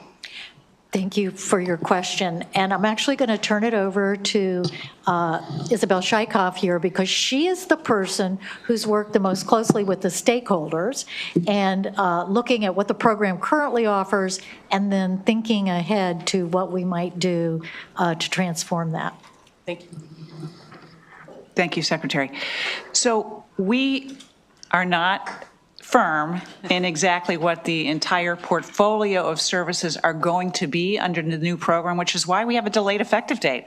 We want to get with the stakeholders and design that out. But we kind of think it's going to look a lot like senior care right now. And senior care is a gap-filling program that allows the AAAs to kind of fill in where their clients' needs are. So it could be anything like food, laundry, personal care services, transportation, home repair, adult daycare, caregiver support, just an array of services depending on, or equipment, or home modification. It's very broad. But literally, these three programs are serving people who have very similar, if not identical, needs. They need just a little bit of help to stay where they are. They're low income, and they need just a little bit of help. So they're not nursing home level of care eligible, they're before that. But if we believe that if we can keep them there longer, they'll be where they want to be, and it'll be less expensive. Okay. No, and I would just say, Madam Chair, if I may, I just appreciate the intentionality you placed in this by having a delayed implementation date, because it gives you the time to be person-centered and ensuring that you're authentically engaging with those who really need these support. So I thank you for incorporating that in the bill. Thank you, Madam Chair. You're welcome. I have Delegate Kerr, followed by Delegate Gazzoni, then Delegate Hill. Oh, thank you, Madam Chair. Madam Secretary, you're probably going to want to give this one to Isabel as well. As you were developing the program and the text for the bill, what kind of outreach did you do to the stakeholders? Well, we actually started last year. I helped organize several work groups, one for the assisted living providers under the existing SOLS program and one for the congregate housing services providers, to really get an understanding of where are we now? How is the program running? What's wrong with it? What can be made better? And I developed a report, which I gave to the secretary, which identified, the pain points, opportunities for improvement. In both outcomes, in both reports, there was a real openness for reform and a willingness to sit down and let's, rather than tweak around the edges, let's start over and see what we can do to make the money go farther and to really reduce the administrative burden. You have to remember, some of these programs started about as long as Chuck has been around. So administratively, he told me that. Administratively, there's a lot of rigidity in the regulations and things that are frankly not necessary in today's world. We really felt that rather than having 3 audits, 3 reports, 3 separate checks going to the AAA, so we could, because they're all seeking to do the same thing with the same kinds of people, that we could really start over. And so, yeah, we've also met throughout this process of designing, of creating the bill with AAAs, with M4A, with, I've personally reached out to all of the congregate housing providers, and we've talked about the idea that this is moving forward and that we need their help. Thank you, Isabel, and thank you, Madam Chair. You're welcome. I have on my list Gazzoni, followed by Hill, and then Taveras. I have to step out. I have a meeting with the governor. I have to go do that. My vice chair will be leading, so no disrespect meant, okay? Thank you. Delegate Gazzoni. Thank you, Madam Chair. Thanks so much for being here and sort of giving us a rundown on this. It sounds very timely, I guess. Maybe past time, who knows? Anyhow, could you talk a little bit more about where Maryland compares to other states in terms of where we are in sort of moving forward, and whether or not, or how we might continue to try to do continual improvement, because obviously personal-centered care is very important and intentionality around that. As similar to Chuck, I have, my mom is 94 years old and in assisted living in Massachusetts, and doing really well. But there's the person-centered care is something super important to me, because you want to know what that person wants and what success looks like to them. Right. Maryland is a little bit late to the game, I'll be honest with you. So there are, in addition to the states that I mentioned, there are several states that use their Medicaid program to draw down federal funds for these, what we call pre-Medicaid, right, upstream programs. They have many of the same elements that the department is thinking about around SOAR, which is breaking down silos, not basing the distribution of funds on a particular provider type or a particular jurisdiction, but really doing assessments like you would do for the Medicaid waiver, the community options waiver, of what people actually need. We found in those states, for example, in Tennessee, they found by providing services a light package, much lighter than what Medicaid typically would provide to higher income individuals, they're able to delay Medicaid eligibility for nursing facility for 2 years, which is a huge savings if you all know how much nursing home services cost. These services are typically very cost effective. And again, as Izzy said, people sometimes just need a little bit of services to be able to stay in their home, which is where I think ARP's survey said something like 95% of Americans said they wanted to age in the home that they're living in, obviously. So I'm really pleased that we can build. We have Advancing States has provide technical assistance to a number of those states, and so we have pretty detailed information about operational processes, how best to work with the AAAs to bring everybody up to speed and trained on the new processes. Very important to coordinate with Medicaid to make sure that there's not duplication. We're making sure people who need Medicaid get Medicaid. But we're excited to work on this program, which is really a modern take on what they've been trying to do with the 3 existing programs. Great, thank you so much. Thank you, Madam Chair. Thank you guys for this. I really appreciate you're trying to consolidate all of this, and I'm still not clear on which programs you're pulling together. So we've got the Miriam Kelty Aging, Village Support, Aging in Place, Grant Opportunities, Communities for Life. And there are other programs, so what are you, which ones are we consolidating? So we passed the, Yes. the NANA grants a while ago. I can't even find them. I see the programs. I totally understand what you're saying. There is a myriad of programs. Yes. A lot of them are federally funded.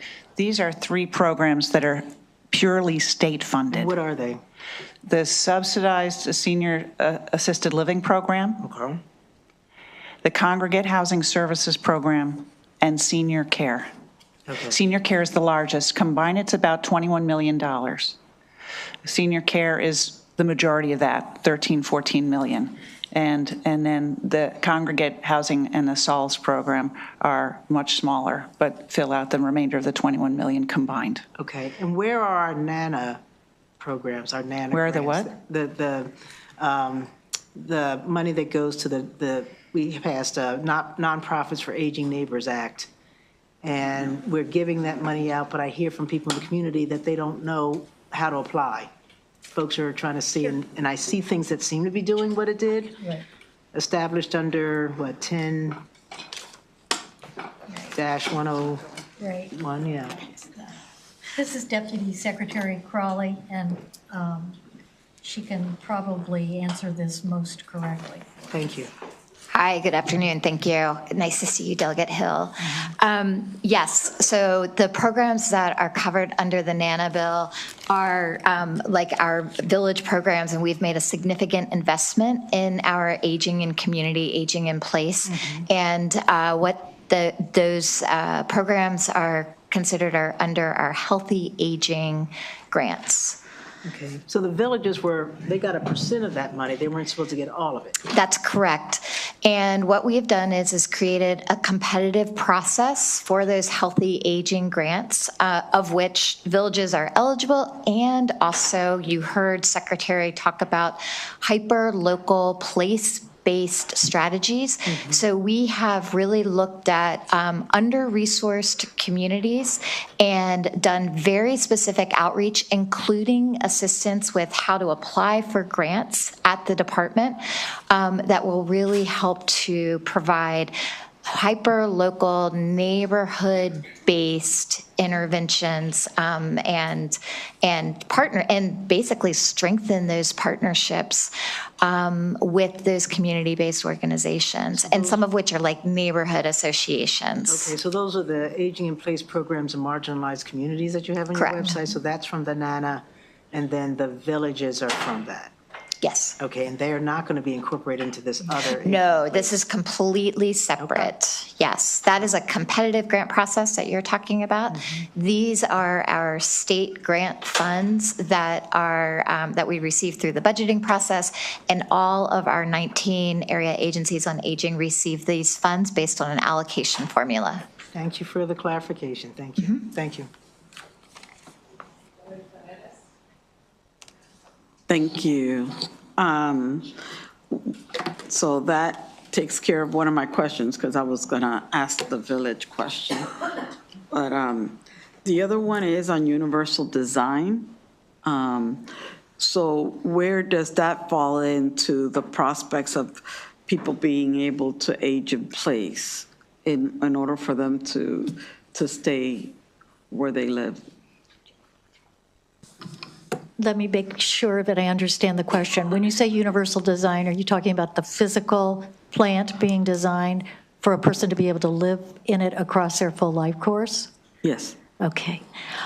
Just for reference, Prince George's County, I believe, passed legislation in order to mandate that any future design features would be, in construction, would be universally designed so that people can live the life for the. So first of all, I just want to say I am so much in favor of universal physical design for homes in the United States and in Maryland. And we have very, very few percentage-wise where homes that are being built are a home that you can live in, you know, with a young family, and you can live in with an older person. This program isn't specifically designed for that, but the funds are sometimes used for people to be able to do some home modifications that make their house sustainable for them if they have some reason why they can't maneuver like they used to. So maybe it's a handrail on the stairs, maybe it's guardrails in the bathroom. So the funds are, our intention is that this be flexible enough to where they could be used that way. And we also partner with the Department of Housing because they have funds that are specific. It's just making sure we make the connection and help the person do the paperwork and access those funds to do the changes that they need to in their homes. It's fantastic. I did not know Prince George's passed that law. That's incredible. Yeah, it was very contentious. I bet it was. You know, right now you can live in affordable senior housing, and once you can no longer live there independently, you have to move because it's not built for accessibility. Things we'll need to fix in the future.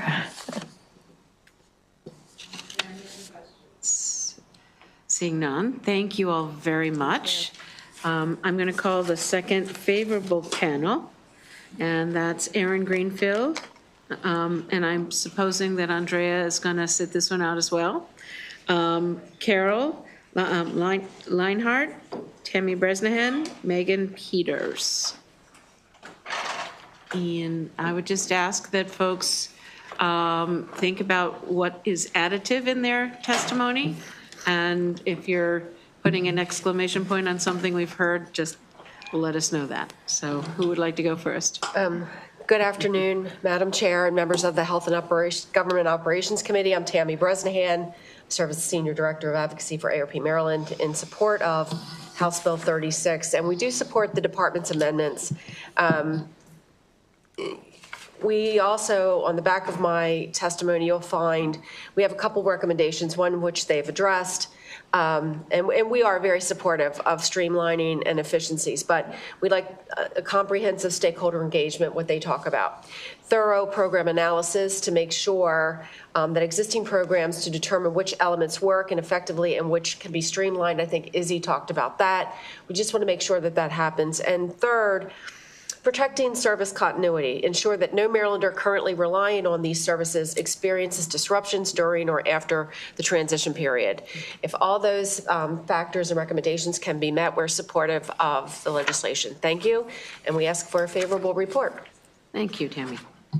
Who'd like, Carol? And again, my name is Carol Leinhardt. I am the retired director of the Harford County Office on Aging, a past president of the Maryland Association of Area Agencies on Aging, and currently the co-chair of the Maryland Senior Citizens Action Network. And we've heard all the points in favor of the program, but what I'd like to do is just to point out that these programs have always saved money. Currently, the cost of nursing home care in Maryland is $133,502 a year. And the program is currently serving 4,000 people, all these combined programs. And when you think about it, for every one of those 4,000 people who are served, the state taxpayers are being saved $133,502. And the most important point is that Maryland is relatively unique in having established these programs, because these, if you think about it, $21 million, very small amount of money, but saving literally hundreds of millions of dollars by keeping people in their homes, in their communities, with the packages of services that are appropriate for them. So needless to say, we're in favor of this. MSCAN, which is the organization I'm representing, is in favor, and we are hopeful of a favorable report from the committee as well. Thank you. Great exclamation points. Megan, you want to go next? Sure.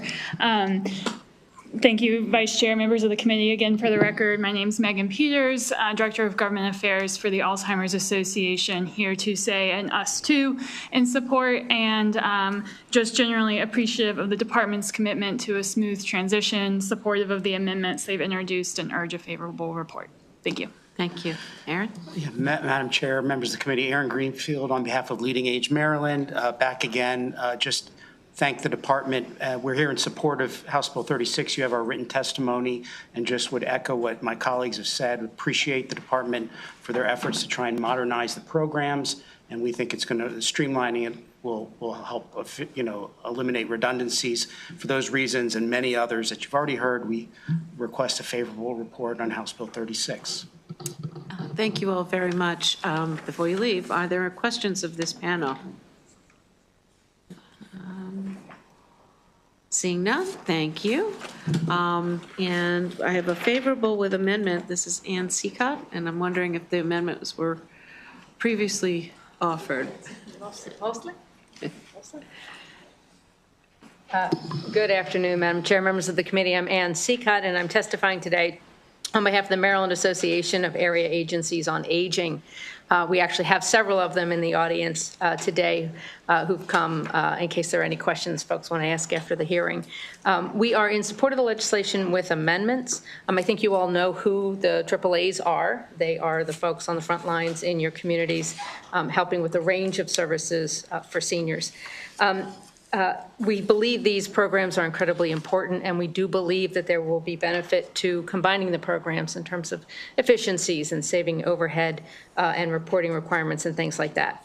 In our written testimony, you'll see we have 3 amendments. The first one's technical. The second one just affirms that there will be a stakeholder group, including the AAAs, and the department has agreed to that one. And I think that's in theirs as well. And then there's a third amendment that we have that just prior to this hearing, we were over in the conference room next door working with the department on some language that we call sort of hold harmless language. And so we will be finalizing that and getting that to you all. But it's just to make sure that through this transition that people in July of 2026 who are receiving services are reevaluated, and we make sure that folks are still getting services. We just want to make sure that these changes don't end up inadvertently cutting anybody off of services. So we'll have that language to you. Great, thank you. Questions for this witness? So I have a question. Yes. Just in terms of your third amendment. Yes.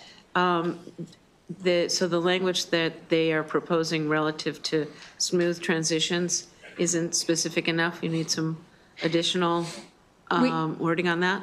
We believe we came to an agreement. What M4A, the AAAs have to do is just check in with everybody, make sure everybody's okay with the language. But we believe we have come to an agreement.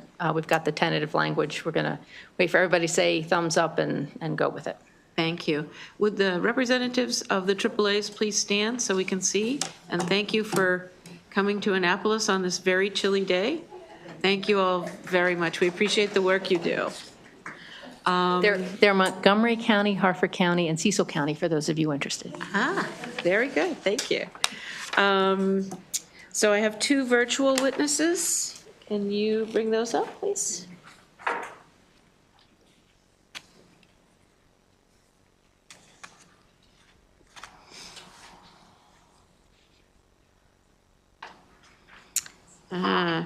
Ms. Khan, could you go ahead?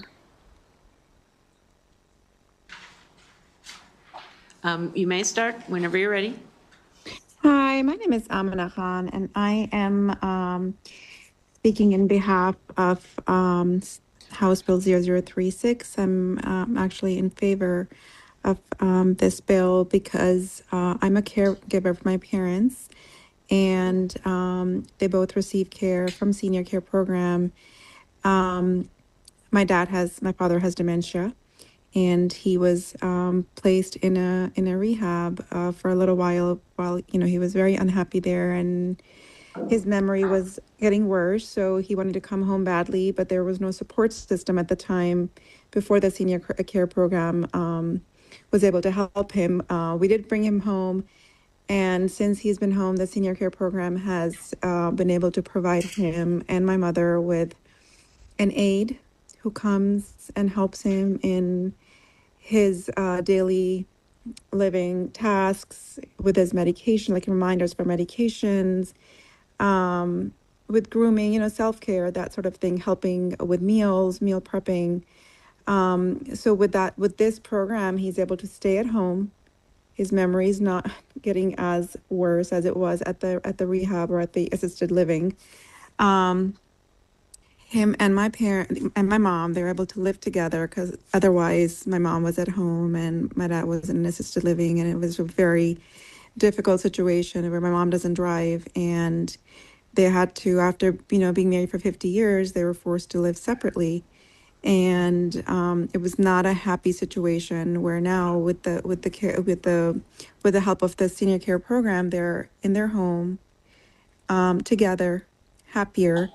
And, they can age in their home and they can be together. And I think as a whole, the cost that comes from hospitalizations or nursing homes or assisted living is a lot more anyway. So I hope for this bill to pass. I think it's House Bill 0036, so there can be more care for people who are getting older. Thank you very much. Are there any questions for Ms. Khan? Seeing none, thank you so much for sharing your personal story and putting a real meaning on what the services are doing, and all the best to you and your parents. Thank you so much. Thank you. Take care. The second virtual witness.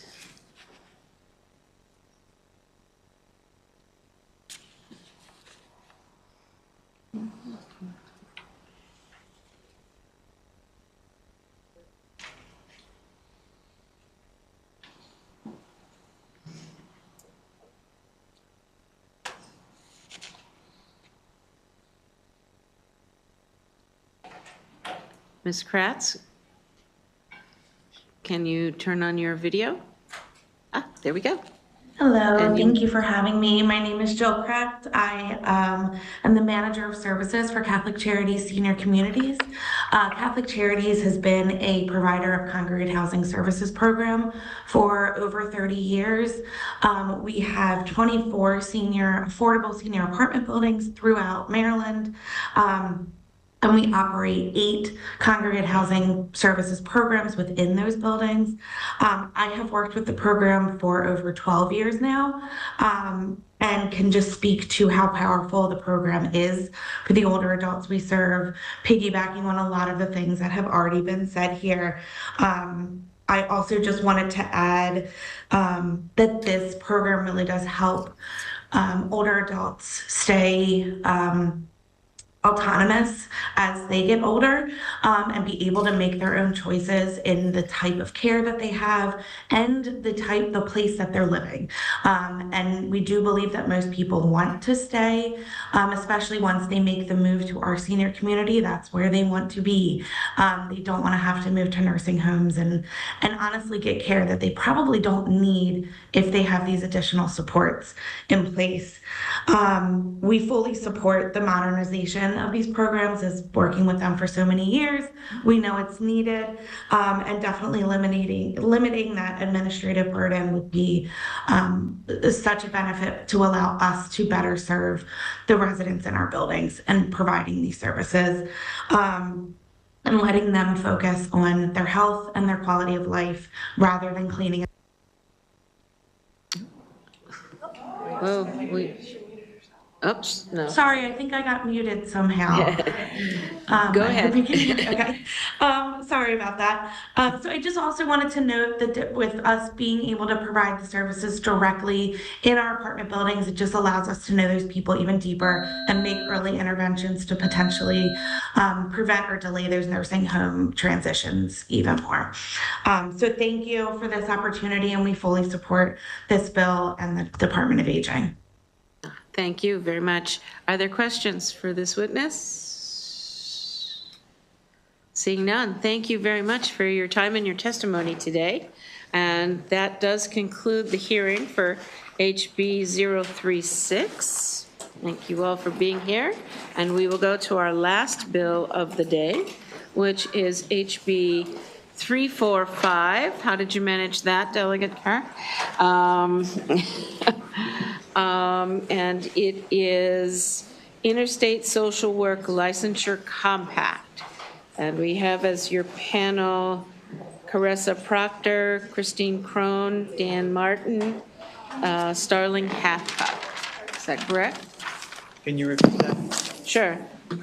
Carissa Proctor, Christine Crone, Dan Martin, Starling Hathcock. Yeah, thank you. Okay? Yes. And I guess Delegate Woods as well. Your name is not on the list, Delegate. No. It's okay, it's okay. Delegate, go ahead and tell us about your bill. Okay, thank you, Madam Chair, members of the committee. Good afternoon. So I'm Delegate Ken Kerr. I'm before you today to present a bill that should be familiar to you because you were all co-sponsors last year. I present House Bill 345, Interstate Social Work Licensure Compact, that I am sponsoring along with Delegate Woods. These interstate compacts are coordinated by the Council of State Governments, and essentially the bill establishes specified procedures and requirements in the member states for practice across state lines. The bill is contingent on similar legislation being enacted in 6 other states. On October 12th, 2024, Kansas became the 7th state to pass the Social Work Interstate Licensing Compact legislation, and that was the threshold needed to be met for states to create the Compact Commission that will govern the compact and ensure coordination between the participating states. In all, to date, 22 states have passed this compact legislation. An October 2024 report completed by the Maryland Healthcare Commission said that in 2023, Maryland had 31,613 people working in various areas of behavioral health. But it said that number was 18,222 workers shy of what's currently needed. And that doesn't take into account that an additional 14,565 workers are expected to be needed by 2028. So that's a deficit of over 30,000 behavioral health workers in the state of Maryland. Approving this interstate social worker compact won't completely solve the problem, but not joining the compact will certainly make it worse. So I would like to turn it over to my panel now, who will go into greater detail about what the compact does. Thank you. Madam Vice Chair, Dan Martin with the Mental Health Association of Maryland. Thrilled to be here in front of my favorite committee for the first time this session in support of House Bill 345. And Delegate Kerr said it right. So this, first of all, this bill is a priority this year, one of the priorities this year for the Maryland Behavioral Health Coalition. But I want to kind of reiterate some of the things that you said. The data, the workforce report that you referenced is actually thanks to legislation that this committee spearheaded in 2023. That workforce report was completed, and it is alarming. It's kind of to give some of the highlights, restate some of the highlights that you gave. Maryland's current behavioral health workforce is 50% smaller than necessary to meet today's demand, and 45% of that workforce is expected to leave the field in the next 3 years. And the workforce report gets really granular too, and it's really striking with respect to social workers specifically. There's currently just under 2,800 social workers working in behavioral health related fields in Maryland, and an additional 2,675 are going to be needed by 2028 to meet the demand. In other words, we're going to have to double the current social worker workforce in 3 years to meet the demand. And it's going to be a really tall challenge given the graduation trends and employment patterns in the state. Degree completions from master social work programs in the state have been declining in recent years, and a large number of those, or a big portion of those that are graduating, aren't even working in Maryland. 70% of Masters of Social Work graduates from universities since 2014 are either working in other industries in Maryland, are employed out of state, or are not working 1 year after they're completed their degree.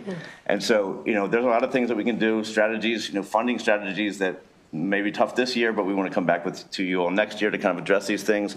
But this is one thing that we can do, this fiscally responsible way to really just bolster the workforce, for the time being. And so, urge your support for this. It's a really important bill, and thanks for hearing me. Thank you, Dan. And who's next?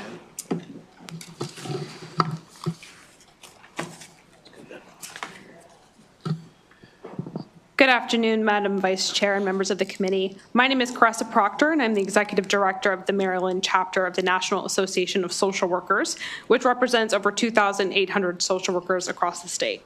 I am here to voice a strong support for House Bill 345, the Interstate Social Work Licensure Compact, and I would like to express my sincere gratitude to this committee for unanimously supporting the bill last session. At the heart of our support for the Interstate Social Work Licensure Compact lies the commitment that NASW's ethical standard for self-determination states. We are a professional association, and our members are social workers. By supporting this, we're ensuring that they have multiple pathways and options to practice their profession, regardless of our state boundaries. This compact will provide social workers with greater mobility, allowing them to practice in the 22 states that have already practiced this limitation.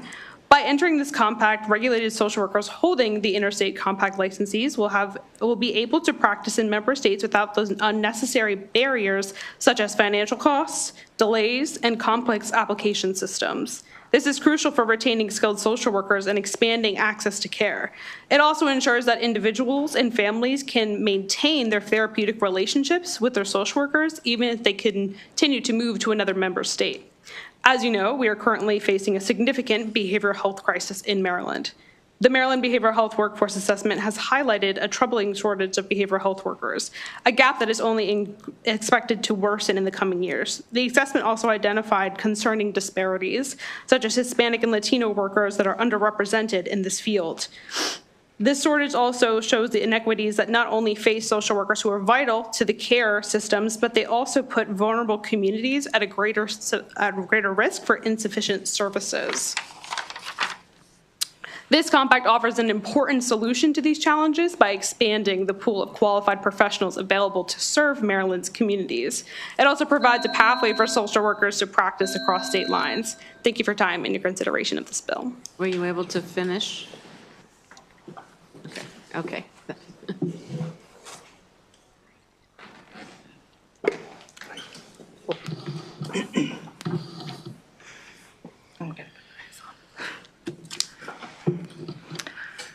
Dear Madam Vice Chair and members of the committee, My name is Starling Hathcock, and I'm a licensed social worker and a spouse of a Navy veteran.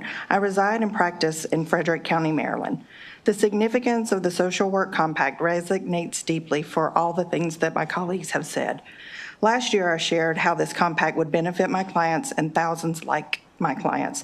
Sadly, I can no longer speak to some of those as how they're doing because Maryland currently lacks a social work compact, limiting my ability to follow their progress. Today, I want to share how this compact would benefit me and countless others who have had to retell the intimate details of their trauma. I'm not only a therapist in Frederick, but I'm also a therapist in therapy here in Maryland. I'm a survivor of sexual trauma, and my journey into the therapeutic world began long before I became a social worker. My first therapy was extraordinary therapist. Unfortunately, our therapeutic relationship ended before my healing could truly begin, when my family relocated to another state. This painful cycle repeated each move as licensing barriers prevented me from continuing care with the same trusted professional. Each time I was forced to rebuild rapport, trust, and support with a new therapist, a process that can feel overwhelming and deeply discouraging. For trauma survivors like me and others, retelling our story to new therapists is uniquely challenging, as it requires revisiting painful experiences and navigating the emotional, psychological, and relational complexities that trauma leaves behind. It's 2025, and interstate barriers remain. This underscores the ongoing limitations faced by individuals seeking continuity of care across state lines. The Social Work Compact would provide a pivotal step in addressing these issues. It would ensure continuity of care for both clients and social workers who move or travel due to family obligations, military service, or other life circumstances. By preserving the vital therapeutic relationship, the compact would reduce the stigma and burden of repeatedly retelling traumatic history. Thank you, and I urge you for a favorable support of House Bill 345. Thank you for sharing your personal story. We appreciate it. And good afternoon, members of the Health and Government Operations Committee, Madam Vice Chair. Thank you for having me here to testify on behalf of House Bill 345. For the record, my name is Christine Crone, and I'm here representing the Greater Washington Society for Clinical Social Work. I won't repeat a bunch of points that the previous witnesses pointed out. I just want to say that the Department of Defense originally put forward this compact to help military spouses when members of the military have to relocate. And I also just wanted to emphasize that in 1 year, the compact has been adopted in 22 states. For those reasons, we urge a favorable report, and I'm available for questions. thank you. It's pretty remarkable. Delegate Woods, looks like you're batting cleanup. I am actually just here to entertain any questions from my colleagues. Indeed, indeed. Are there any questions from the committee for the sponsors and his panel? Well, you must have done a wonderful job. I do have a question. We're looking at the requirements for social workers in Maryland, the licensing requirements, I'm just want to, and I understand that the compact has its own set of requirements. As you know, the compact, do you think there's any challenges in or any conflicts between these two kinds of potential licensing processes? Do you want to answer, or do you want to give it to Christine? You can, Christine. To answer the question, I would point to page 12, lines 9 through 10 of the bill.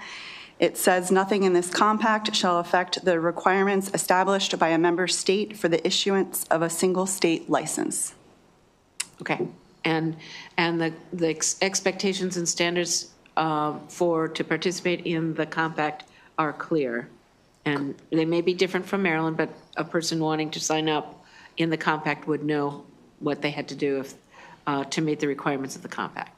Correct. Great, thank you. Any other questions? Seeing none, thank you all very much. And I will call another favorable panel, and we have Paul Ellington. Andrea, you coming up on this one? Yes.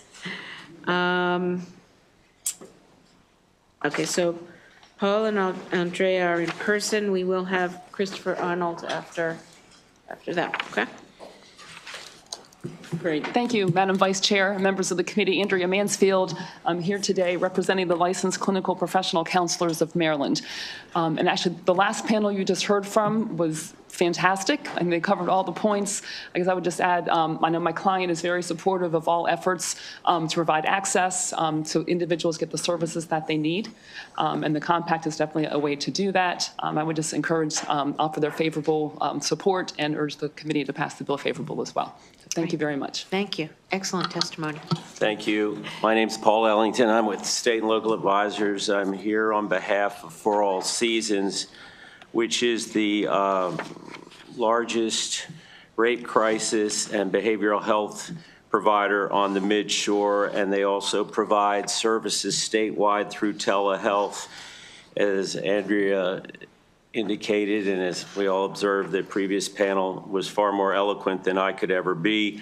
I would simply ask that we have a favorable report on the social work compact licensure, but also that we might consider adding other professional counselors to this, because we have plenty of people in mental health that suffer from shortages and access to care. This bill would help us with the ongoing shortages, and it would help us to provide the services to our people, our students, and other personnel that have to leave the state. And we ask respectfully for a favorable report. Thank you very much. Thank you. Any questions for Mr. Ellington? Okay. Thank you. Seeing none, we will go to our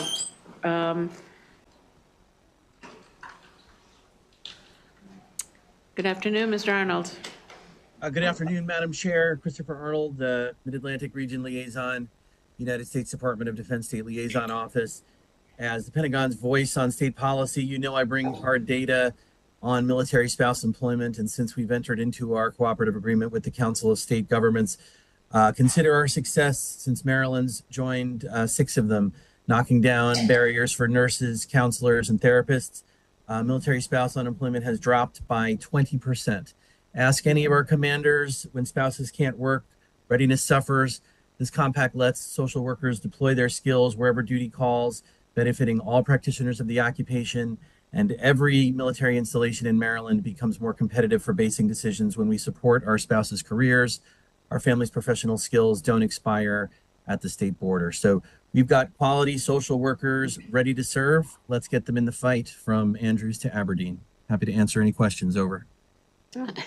Thank you, Mr. Arnold. Any questions?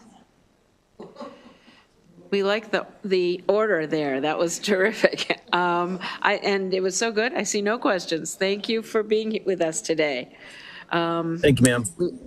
We go to, for information, Caitlin Bison, also virtual.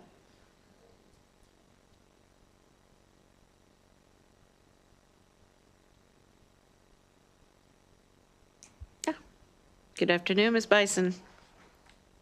Hello, members of the committee. I would like to express my appreciation for your consideration of the Social Work Compact.